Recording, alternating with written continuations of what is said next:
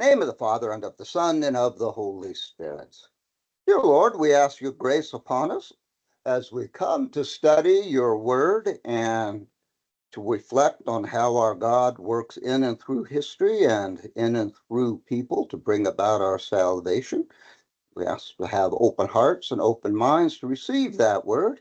And we thank you for the blessing of Emma's baby who was just entered our world just a little over an hour ago. And may Emma and her newborn baby be blessed. And we ask this, Father, Son, Holy Spirit. Amen. Okay. As you all know, my name is Father Barnabas Eicher. Can you hear me? Everything good? Okay. My name's Father Barnabas Eicher. I'm the chaplain here at Catholic Charities, of course, and I like to teach, so I'm going to do some classes on teams here. I will also put it on my YouTube and Facebook page if I like them enough. I've never taught on teams before. And this first class, I'm just going to kind of go over what it is we're going to do in these upcoming classes. And as I go along, kind of introduce to you why it is I am doing that. Because Scripture is all very interconnected. Our God is a God who works through history. We're going from the Bronze Age, the late Bronze Age of the Jews, of Israel in the Old Testament, to the middle to late Iron Age at the time of Christ. And all kinds of genres and all kinds of things happen in this whole long story. And we have to know, to really understand the scriptures, we have to really go through it all and put the whole story together. When you're reading the Bible and you go from the Old Testament to the New Testament, it's like you're talking about two different worlds.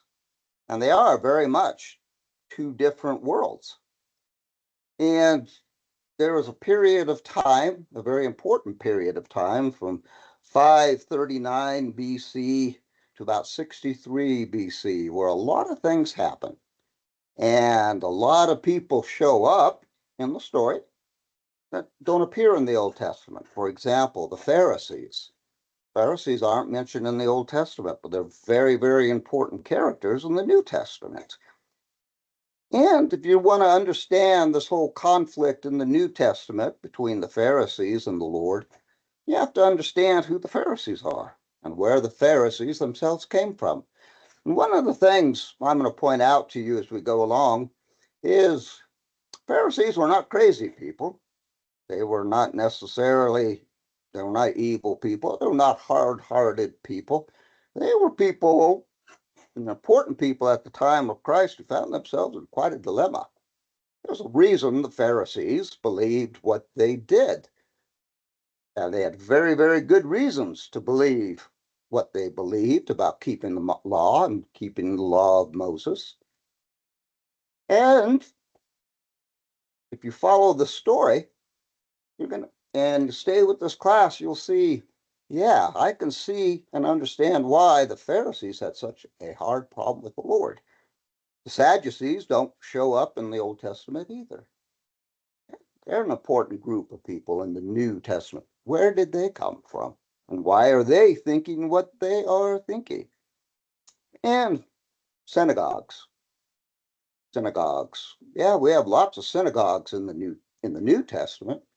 Well, where did they come from? They're not in the Old Testament. Why did the Jewish people have such a hard time with King Herod? Not of the house of David. Where did he come from? And was that man that was really as bad is King Herod the Great history? That man is really as bad as he's portrayed in the New Testament. The New Testament tells us certain things about him, but what the New Testament doesn't tell us a whole lot about is this world in which Herod lived. Herod ended up in power. And he had a hard place to run. Where did that world come from, and why was it so hard to run? And so that is kind of what I'm going to go through, and also point out the importance of some other things. Time of Christ. You're at the time of the very first Roman emperor, Caesar Augustus. Julius Caesar was before him. He was assassinated. And then Augustus comes, and he rules for a very, very long time. When Augustus finally dies, there's nobody really around who had known anything except the Roman Empire. 1,000 years, for 1,000 years before Augustus, Rome was a republic. And that makes a big change too, because of what's going on, what happened in Rome, and why Augustus was doing the things he did. Why did another emperor, Claudius? Who was Claudius? Emperor Claudius, fascinating character. You're going to love him. Why did he kick all the Jews out of Rome, particularly the Christians out of Rome? Let me back up. He kicked all of the Christians out of Rome. Why did he kick the Christians out of Rome? Well, some of the Christians that Uncle Claudius kicked out of Rome would end up helping St. Paul. We're going to talk about Claudius and his problems.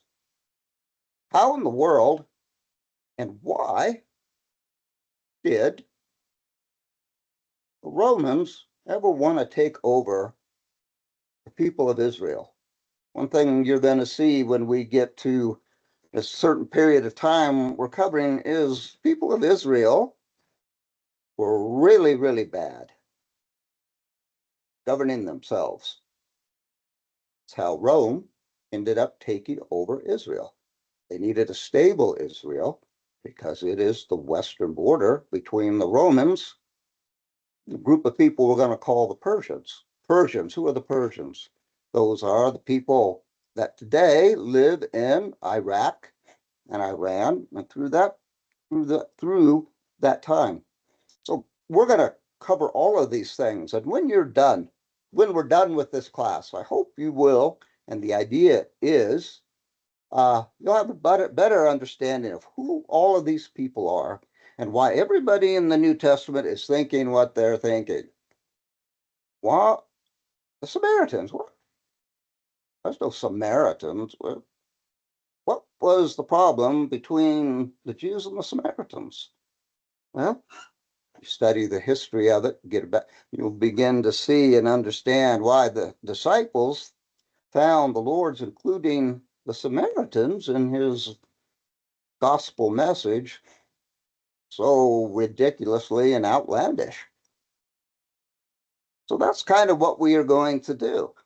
So we go through primarily what we're going to do is we're going to go through period in time, which is a 400 period of time that back in my evangelical days, you didn't have First and Second Maccabees in the Bible, and you didn't have these other books that we Catholics have in the Bible. It covers this 400-year period of history. And if you want to understand the New Testament, why the Pharisees are thinking what they're thinking, you have to understand this period. Otherwise, you don't know the connection between the world of the Old Testament and the world that Jesus is living in. And so it is this approximately 400-year period, depending on how you want to start it, when you want to start it, that was so incredibly formative for the world that Jesus knew. Well, tells you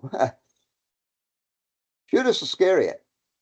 Well, if you know who Judas Maccabees is, then you have an understanding where Judas Iscariot's coming from. Judas Maccabeus is one of the great liberators of Israel. He threw off this Greek empire that was running Israel after the exiles. And that really shaped everyone's expectation of who the Lord is going to be. And when the Messiah comes, and Daniel, prophet Daniel, this is the time when the Messiah comes, the end of this 400-year period. And when the Messiah comes, who's the Messiah going to be? It's going to be this great liberator, just like Judas Maccabeus. He is going to free Israel from the Roman occupation, just as Judas Maccabeus freed it from the occupation of the Seleucids. Judas Iscariot's named after Judas Maccabeus. You got to go a little deeper than just some gold coins. Judas Maccabeus was expecting a certain kind of Messiah to come. Yeah. Well, the Lord said he was king. It was a heavenly kingdom. Well, that's not what Judas Iscariot has in mind. Messiah comes, he's going to be the king of Israel. He's going to be the great liberator.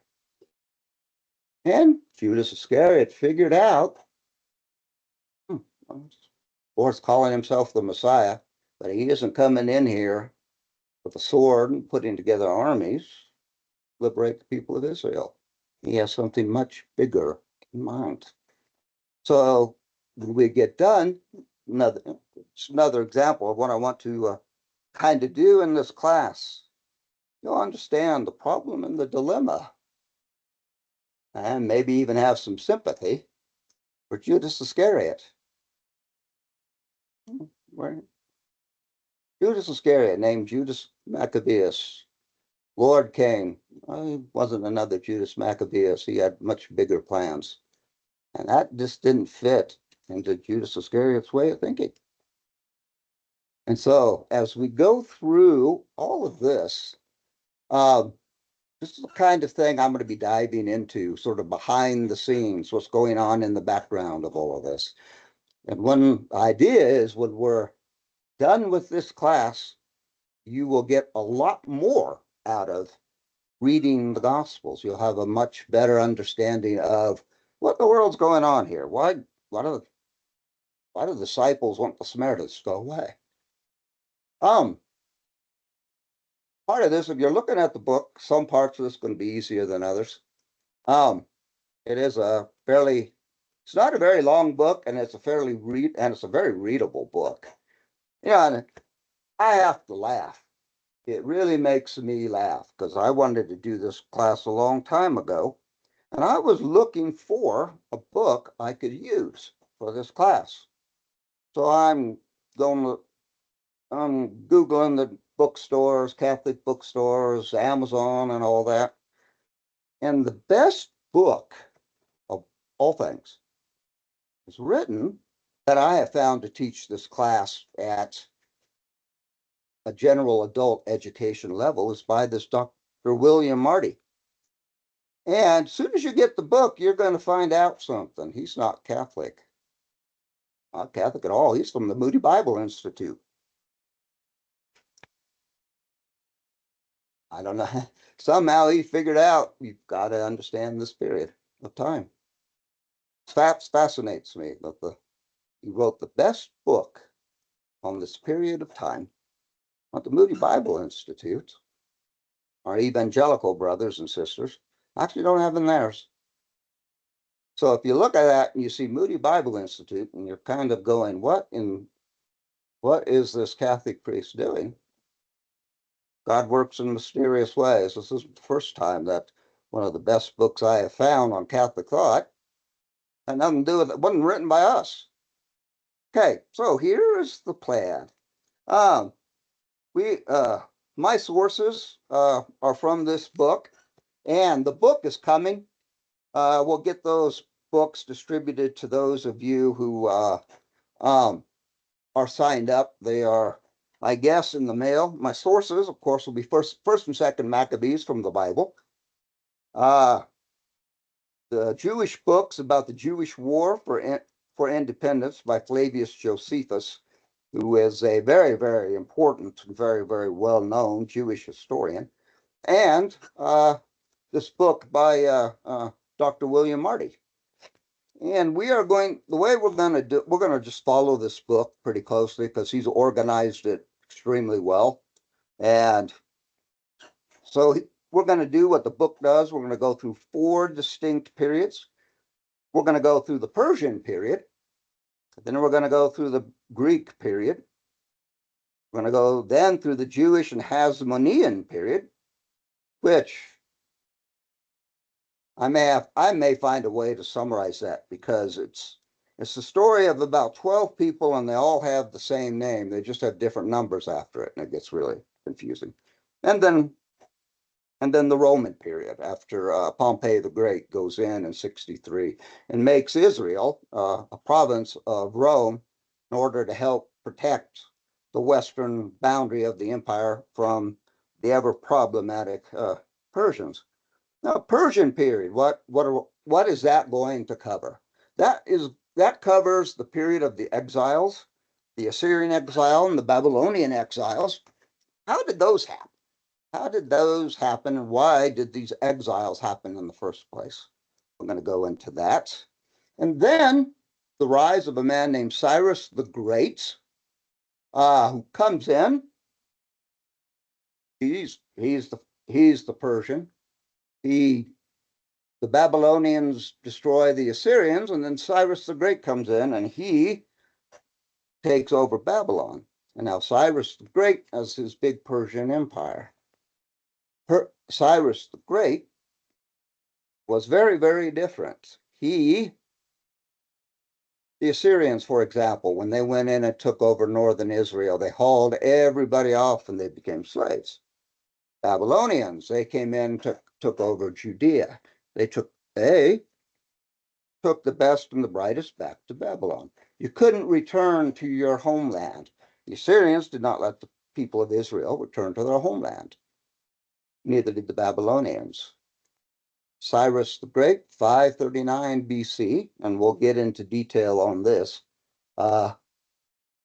decrees that the people of Israel, that your exile is over.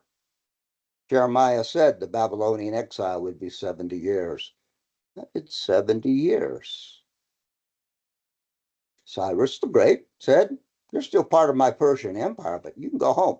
Not only can you go home, you can rebuild your temple as well, and we'll let you do that. He was very different from rulers of the period. He, tell you what, you go home, you could worship your gods. And he did this with everyone, not just the Jews. And it was actually really, really rather smart. Eased a lot of problems and tensions in the empire, gave them some independence, didn't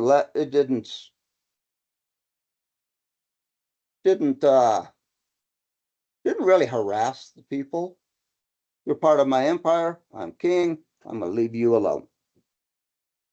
And then a man named Alexander the Great. You're gonna love this man, he's fascinating. He comes out of Macedonia, area around Greece. Greek states at this time were flourishing. His father dies, he takes over. And Alexander absolutely loved Greek culture. He thought the Greeks were the best in the world. The Greek philosophers were the best in the world. Greek art was the best in the world. And considering that Greek thought and art was probably about the only real art and philosophy in the world, he was right. And this man, Alexander the Great, conquered the Persians, and he had a goal.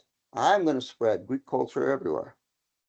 So he didn't just take an army with him. He brought school teachers with him. He brought scientists with him, all kinds of people. And he took over Persia. He also takes over Egypt eventually, becomes Pharaoh of Egypt, founds this great city of Alexandria, which is going to become very important, makes it all the way to India. The guy literally took over the world. He was one of the greatest military commanders with He had a great army, but it wasn't huge, not compared to the Persians. Takes over the world, and he plants these cities everywhere with these Greek schools everywhere. Alexandria in Egypt, which is a wonderful place. Go see it. Well, also in Israel. Brought Greek culture to Israel. Greek culture would then spread into the Roman Republic. Romans would take over Greece. And this Greek culture just spreads everywhere because of one man, Alexander the Great. And then Alexander the Great, at about the age of 32, gets to the border of India. And his soldiers tell him, enough of this. We have been gone for years. We've taken over the world. We are all going home. Okay. And so that was the border of it. He took Greek culture right to the edge, to Persia, right to the edge of India. And the soldier said, enough of that. We haven't been home in 10 years or something. And after this man, Alexander the Great, dies from alcoholism, by the way. Imagine that. You're the greatest commander in the world, one of the greatest military achievements in ancient history. As far as we know, he died from alcoholism later. That's amazing to me. But when Alexander the Great dies, his empire gets divided.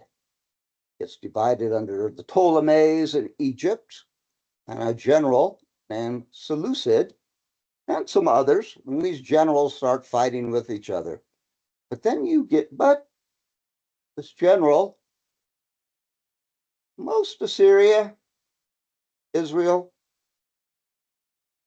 he's taken over Israel. And they're now under Seleucid rule. And some of the kings that would follow him would cause real big problems.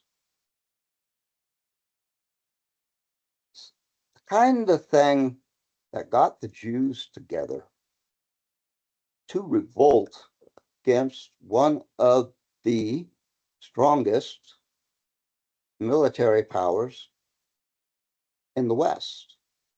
That's where the Maccabees come from. And then eventually they wrestle Israel away under Judas Maccabeus and others, wrestle Israel away from those Greek kings. That Greek culture is still there.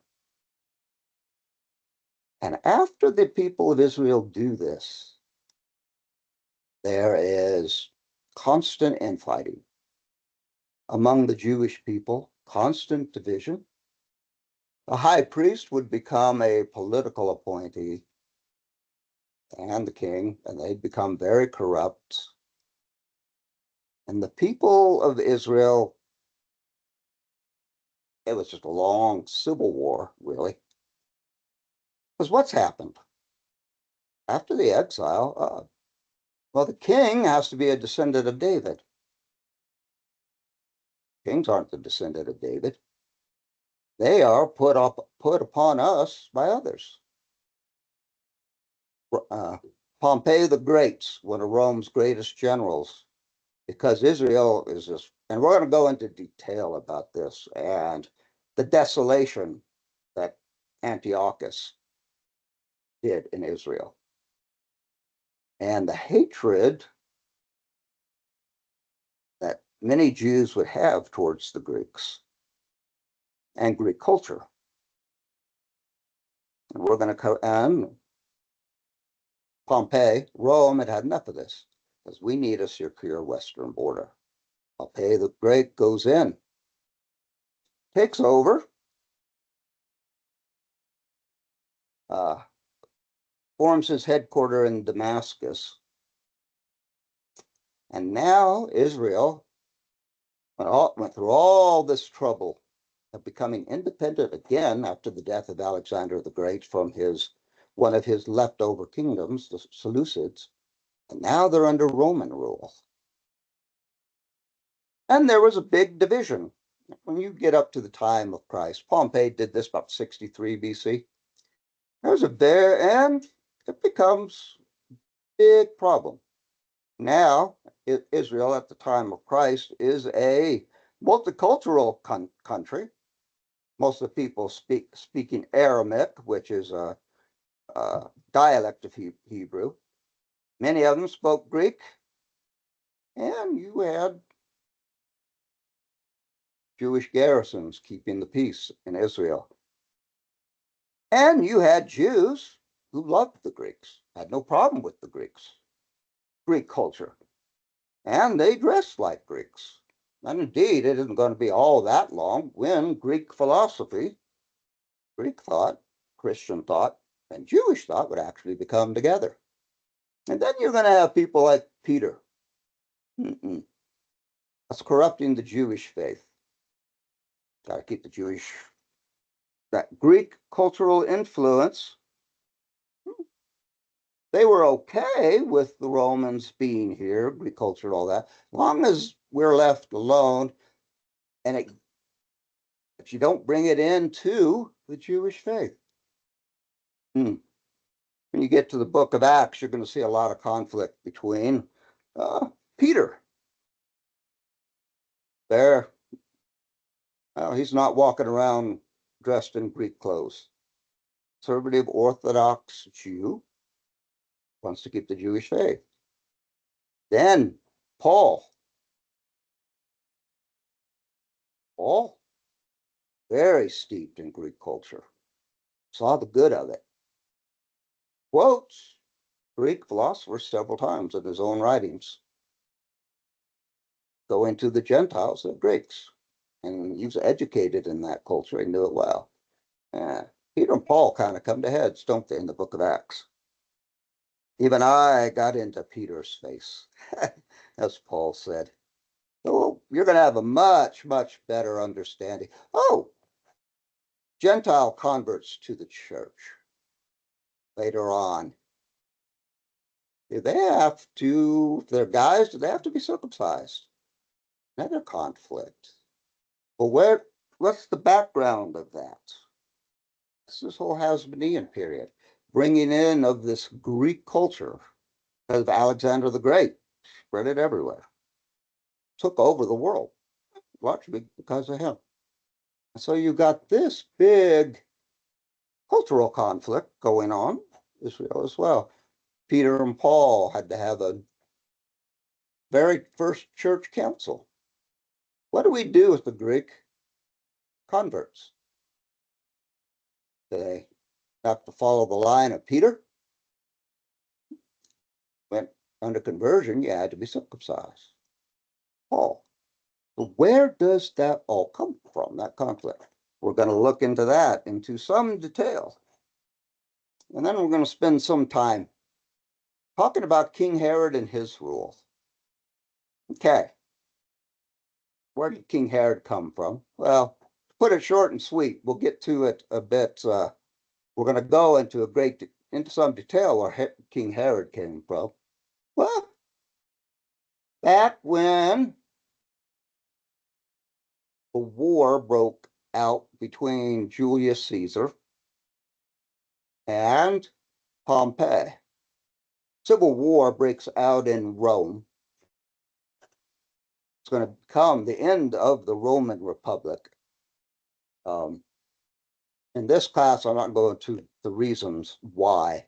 Very good reasons that the Civil War broke out, and what the fight was about was actually property rights, and land ownership. Well, I'm not going to go into detail in this class, I don't think. But Julius Caesar has come to power. He crossed the Rubicon. He's dictator for life. War breaks out. Julius Caesar is really on the side of the people.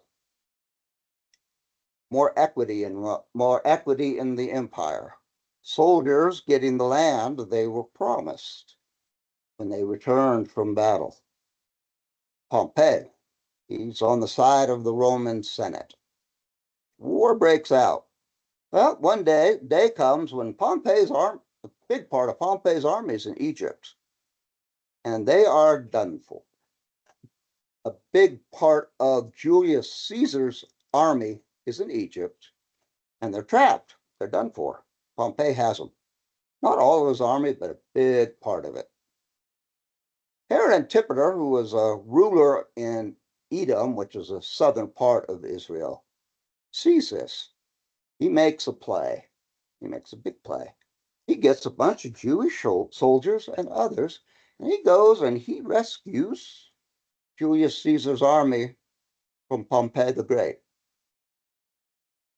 Julius Caesar would, then Pompey is killed in battle. Julius Caesar, so grateful for Herod Antipater's help, he puts him in power. Galilee, and then the power grows. His son, Herod the Great, also comes into power. And a very important thing that happens in this is that when Julius Caesar, when Herod Antipater, in gratitude for Herod Antipater rescuing his army, Julius Caesar gave the people of Israel the right to practice their own religion in their temple, in their land. They did not, you're a province of Rome, but you do not have to make sacrifices to the Roman gods. You have to make prayers for the welfare of the emperor. You have to pray for the empire itself. You can do so in the name of your God. Don't have to pray to these Roman gods. And that is going to become very important as well, as we see. Because that was not the general practice. It becomes more important later on in the 100s, 200s, and 300s. But that was a remarkable privilege that the people of Israel had. And people began to know quite a bit more about religion, belief in the one God. Because the people of Israel can keep doing it. And then Herod the Great is called Herod the Great because he was one of the greatest architects the world has ever known. That he was amazing. You know anything about the engineering, architecture of the temple at the time of Christ, it will blow your mind. The ideas that this man developed as an architect, as a person who could construct things. It was amazing. That temple should not be where it is. It's unsustainable. You know, you've got the platform of it. And being on teams, I can't go into too much about it. He found a way to build this incredible, magnificent temple where it shouldn't be. He just built off where the original temple was back in the Old Testament and expanded it and expanded it. And it's one of the most amazing feats of engineering. Some have said we probably might not really be able to do it even today with the technology we have. We'd have to go back and use his. He built another place. He built this incredible city called Caesarea, and the architecture is magnificent. And that's why Herod is called Herod the Great. And there's going to be many Herods that we run into, and I'll tell you a bit about them. Kind of Herod Antipas, all these other Herods. You're going to meet them in the New Testament. Where in the world did those people come from? Okay. Herod the Great, when another thing towards the end of the class, what was his problem? He had a lot of problems. When the people of Israel returned to Israel, people of Edom had a choice. You could convert or you could leave. Forced conversions. Time of Christ, forced conversions were not considered real conversions. They were illegitimate. Herod the Great considered himself a Jew, but not only is he not of the house of Herod, not the house of David, a lot of Jews didn't even see him as a real Jew. Nonetheless, Herod, really out of love for his own people and getting the Jewish people on his side, that magnificent temple.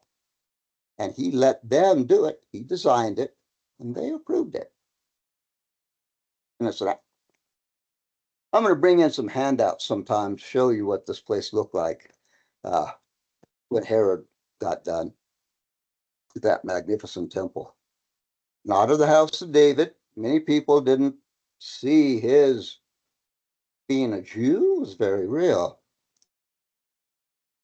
You have a lot of non-Jewish people now living in Israel. You got soldiers and all kinds of people who come to Israel that are just Greek Romans.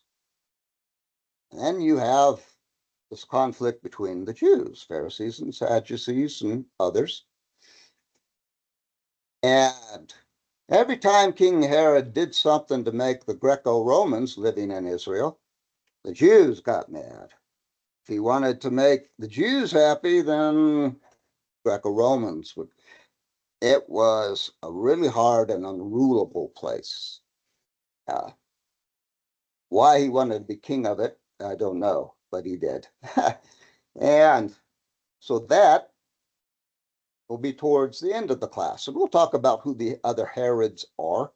Some of them were horrible. Some of them were great. You have some other events that are alluded to that we will look at. Why you had so much hostility of the Jews towards the Romans.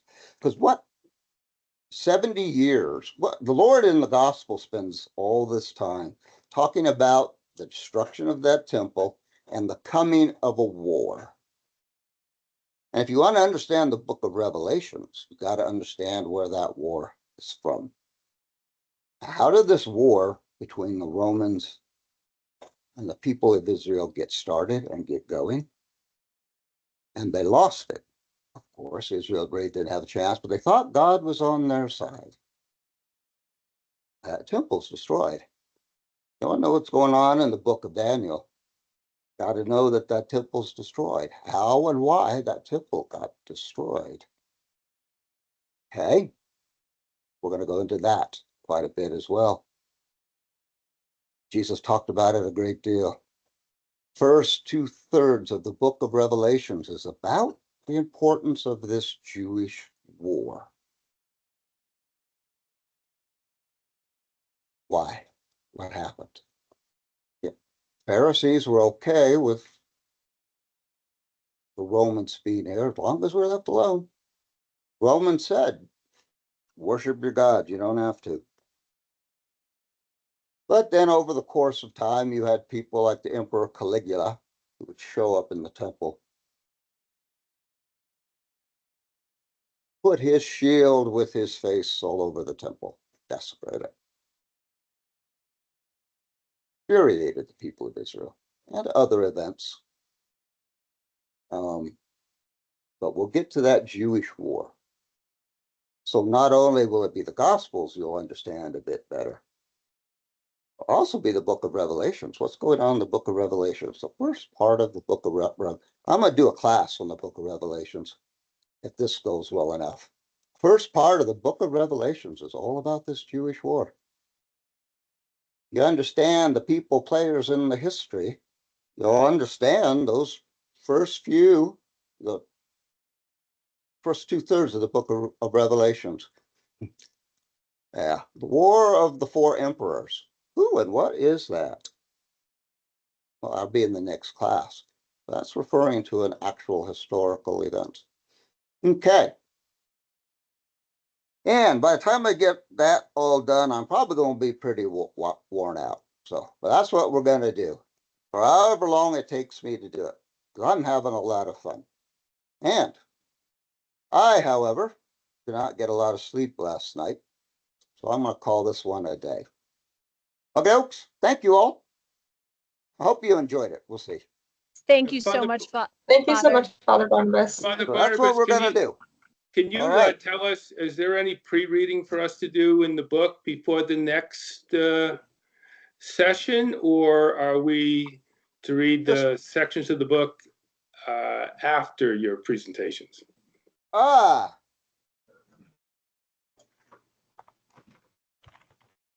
My answer is just start.